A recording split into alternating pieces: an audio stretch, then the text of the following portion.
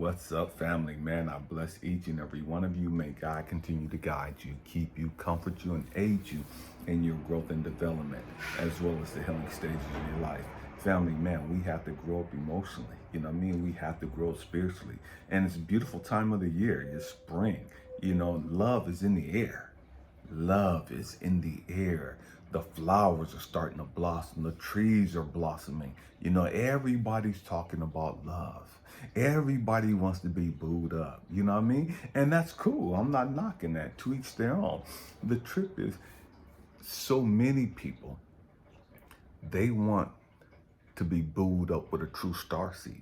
So many people want to be booed up with a chosen one, a real light worker, a real healer. But the trip is they don't understand what that really means. They have no idea what that entails. It sound good, it look good, because everybody's giving themselves those titles. I'm a chosen one. I'm a real child of God. I'm a real man of God. I'm a real woman of God. Da, da, da. You can say what you want to say. We're going to find out, though. And it ain't by what you say. Stay with me. We're going there today. The trip is people want to be in love with you as a real star seed, as a real child of God, as a real light worker, as a real healer, until your heart, your love burns a hole to their soul. People want to be in love with you. People want that smoke until your love burns a hole through their image. And what's left is their pain and their trauma of undealt with issues. People want to be in love with you until your heart and your love strips them of their mask, takes off all of their foundation, and all that is left is their true nature. And they're not ready to face the person in the mirror. They're not ready to deal with their issues yet. They thought being in love with you was going to be cool. They thought being in love with you was the best thing since sliced bread. They thought they wanted all that smoke until they were left exposed. And they had to face their fears and their insecurities. They had to face their daddy issues and their mama issues. They had to face their unwanted or their undealt with abandonment issues and codependency issues and all the other stuff that they had underlining. They thought being in love with you was going to be the best thing. They thought they were ready for that. They thought they deserved that. And your true nature, love, shine the light on them and expose them for who they really are. They weren't ready for that. And most people, truth be told, ain't ready for that type of exposure. They can't handle that type of pressure. And the truth is, we as true starseeds, we as true children of God, we as true men and women of God, we don't do anything to expose anyone. We don't do anything to turn the light on anyone's darkness. We just live our life. We just walk in our authority. We just walk our purpose. It's the light within us, the truth within us, the love within us, the God within us. It's that light that exposes their fears and their insecurities. It's that light that turns up the heat on the fact that they haven't dealt with all of these issues. They didn't even know they had these issues until your love showed up. They didn't know they had these issues until your light showed up. They didn't know they had these issues until you embraced them. And the truth is, our love suffocates their ego. Our love, the truth, the light, suffocates and drowns out their issues. And in a fight to maintain, in a fight to survive, they cut you loose. In a fight to maintain and survive, they cut off the relationship and run as far away from you as possible. Why? Because they can't handle the pressure. They can't handle the light. They can't handle the truth. They can't handle love. They're not emotionally and spiritually mature enough to handle that yet. They're not ready to face their undealt with issues. And being in your presence exposes that. Being in your presence, they can't hide and they can't fake the funk. See, they can lie to everybody else, but they can't lie to you. And now being in your presence, now the truth is, man, they don't feel like they deserve you. The truth is, they're scared that you see them for who they really are. And you do see them for who they really are. But the trip is, you're not standing in judgment of who they are. You're standing in love and compassion. You're standing in empathy for them. Wanting to be a beacon of love, a beacon of light, wanting to help guide them through whatever it is they got to go through. But because of their undealt with issues and because they've never learned how to control their ego gets the best of them. And their ego projects their pain and suffering, their judgment for self onto the fact that they think you're judging them. They accuse you of being self-righteous and arrogant and judgmental towards them.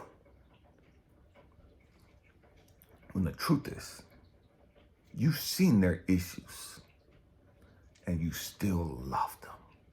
You saw their issues and you were still there for them. But because the light's been turned on and they realize that the light's been turned on, they get scared and they run away and try to hide. Many of them will cut you off. Many of them will ghost you. Ashamed that you saw them for who they are. Ashamed that because they presented themselves to you as this healed person, as this child of God, as this da-da-da-da-da, they gave themselves all these titles. But now the truth has been exposed. That they ain't put in that type of work. They ain't earned those titles. That's not their true character. And so they run. Because it's easier for them to run. It's easier for them to cut off the relationship than to have you reject them. Because their ego has them convinced that you're standing in judgment and you're going to reject them. You're going to abandon them. And their sensitive ego can't handle that. So their ego convinces them to run first, to cut off the ties first. So it appears as though they didn't get rejected. They rejected you. They abandoned you. They left you. You didn't break their heart. It's all mind games. They thought they were ready for the smoke. And now, after the mud and the dirt has settled, they see it for what it really is. They realize, damn, I fucked up. I fucked up. I listened to all these toxic people tell me to leave him. I listened to all these toxic people tell me to leave her. And woo-doo-doo. I listened to my ego. Just put out a video the day before talking about discernment. And these people listen to all these people, all these quote-unquote godly people telling them to leave you. They thought they were connected to God. They thought they were connected to source. They thought they heard God justify them leaving you. And so they thought they were justified in their actions of cutting off the relationships. They thought they were justified in ghosting you. Until the dust settles. And the truth is exposed again. And they realize, damn, I fucked up. I fucked up. I shouldn't have left him. I shouldn't have left her. Because now the truth has been exposed for what it is. And they realize, damn, I've never been with somebody that loved like that. Been with that person. I thought they were judgmental and when I left them. But the truth is, I've never been with somebody that loved me that way. I've never been with somebody that was so nurturing. I've never been with somebody so patient, somebody so caring, somebody so attentive. I've never been with somebody who set my soul on fire like them. I've never been with somebody who made me so excited about love, who made me so excited about life, about the possibilities of our future together. I've never experienced that before until I met them.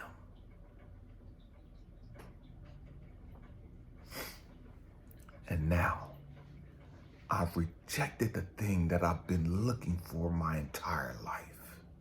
I ran away and cut off the thing that I wanted the most in life.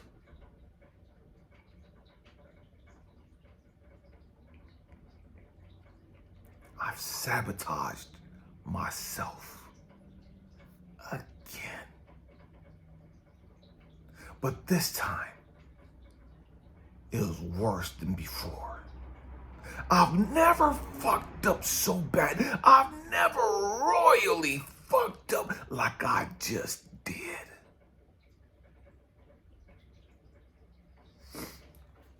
I've never been in the presence of a true man before. And so being in his presence, although he was loving and nurturing and caring and providing and it triggered my fears and my insecurities. It triggered the fact that my daddy was never there. It triggered the fact that I had all these hopes and dreams, but my fear of not meeting their expectations crept in. Because I saw them as an angel sent from God. I saw them as God manifested in flesh. And I didn't want them to see me for who I was. The fucked up person. The toxic person. The person with all these unhealed traumas and issues. The person with all these fears and insecurities.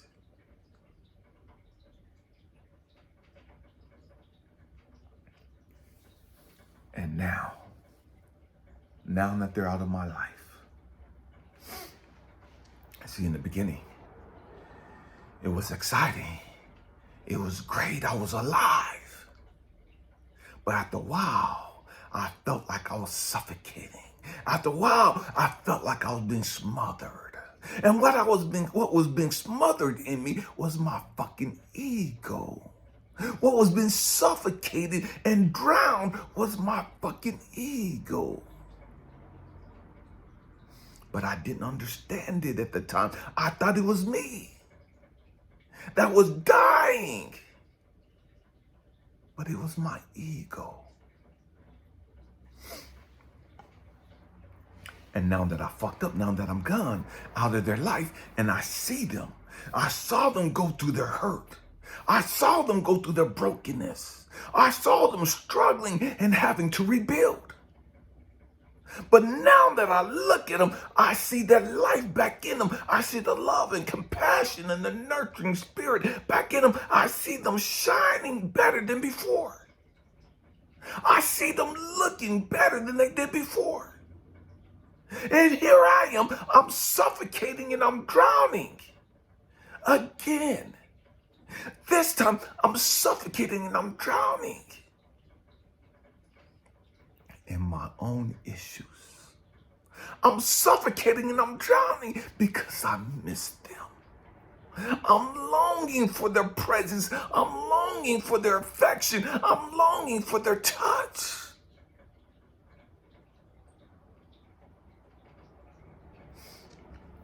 I need them to put their arms around me, to make me feel safe and secure.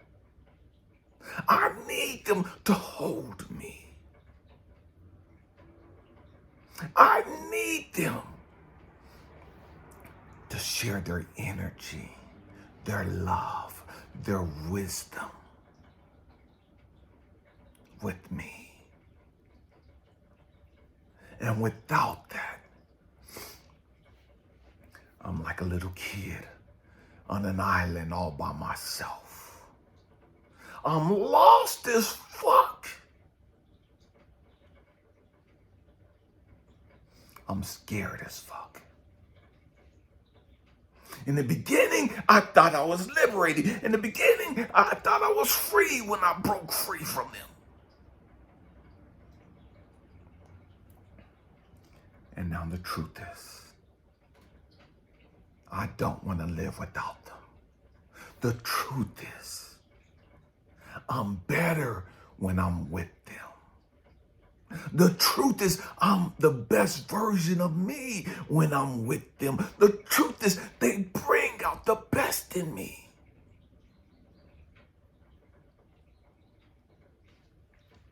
But I didn't see it as that. I thought they brought out the worst in me. The truth is, their love, their light, their compassion, their wisdom was showing light on my fears and on my worst, so that I could eliminate that out of my life. But in my ignorance, my ego convinced me that they were bringing out the worst in me. When the truth is, they were bringing out the best in me. But I didn't want to let go of the worst in me. It is what it is. And as chosen ones, as true light workers, as true star seeds, as true children of God, this is what we do in relationships. This is what we do when we get around other people. They're mystified by our presence. They're blown away by our energy and our aura. There's something magical. There's something mystical about you. And they're captivated. And then their fears kick in. Their ego goes into overdrive. Because their ego had you comfortable living a mediocre life. And in the presence of this child of God, in the presence of this light work, in the presence of this starseed, in the presence of this chosen one, all that negative, toxic shit is coming to the surface. See, you were comfortable with that shit being there. You were cool with all that shit being there. But being in the presence of a real one, all this toxic shit comes up.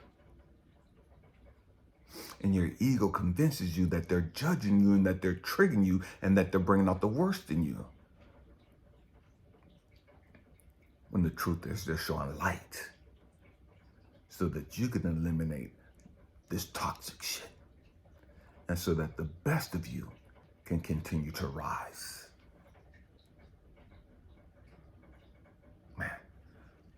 I pray that I said something that inspires you, encourages you, or even triggers you.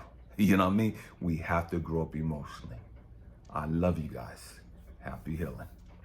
Peace.